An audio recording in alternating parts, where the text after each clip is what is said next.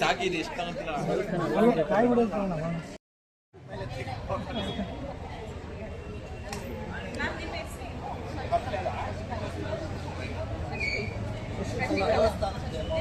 ಗುಂಡಿಗೂ ಮುಂಚೆ ಗುಂಡು ಆದ್ಮೇಲೆ ಅಂತ ಹೊರಗೆ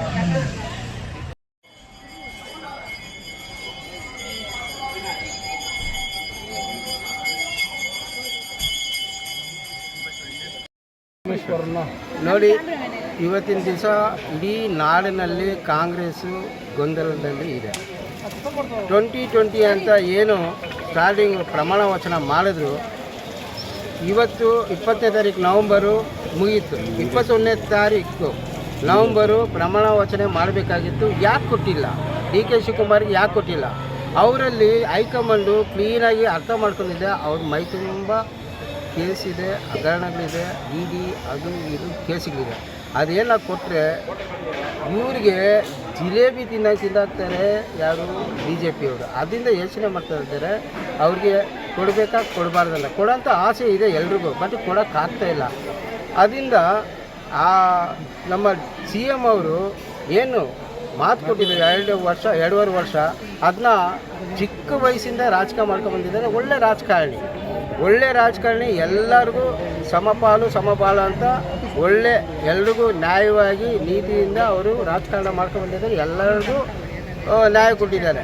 ಇವತ್ತಿನ ದಿವಸ ಏನನ್ನ ಅವ್ರು ಮಾತು ಕೊಟ್ಟಿದ್ದಾರೆ ತಪ್ಪಿದ್ರೆ ಮಾತಿನ ತಪ್ಪಿದ ಮಗ ಆಗೋಗ್ತಾರೆ. ಆದ್ದರಿಂದ ಇಡೀ ಅವ್ರ ಜೀವನದಲ್ಲಿ ಏನು ಒಳ್ಳೆಯ ಹೆಸರು ಮಾಡ್ಕೊಬಂದ್ರು ಅದು ಕಳಂಕ ಬಂದ್ಬಿಡುತ್ತೆ. ಅದಕ್ಕೆ ತಾವೇ CM ಅವರೇ ಬಂದು ಬಿಟ್ಕೊಟ್ಟು ಡಾಕ್ಟರ್ G ಪರಮೇಶ್ವರ್ ಅವ್ರನ್ನ CM ಮಾಡಿದರೆ ಇಡೀ ರಾಜ್ಯ, ಇಡೀ ದೇಶ ಕಾಂಗ್ರೆಸ್ ಬರುತ್ತೆ.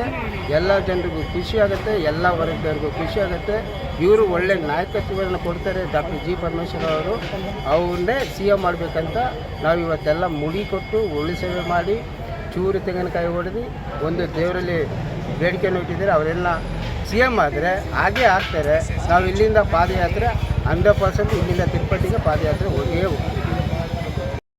ಈ ಮುಂದೆ ಏನೀಗ ಈ ಸಮಯ ಬಂದಿದೆ, CM ಆದಂಥ ಸಮಯ, ಅದಕ್ಕೆ ಸೂಕ್ತವಾದಂಥ ಸಮರ್ಥವಾದಂಥ ನಾಯಕರು, ದಲಿತ ನಾಯಕರಿದ್ದಾರೆ.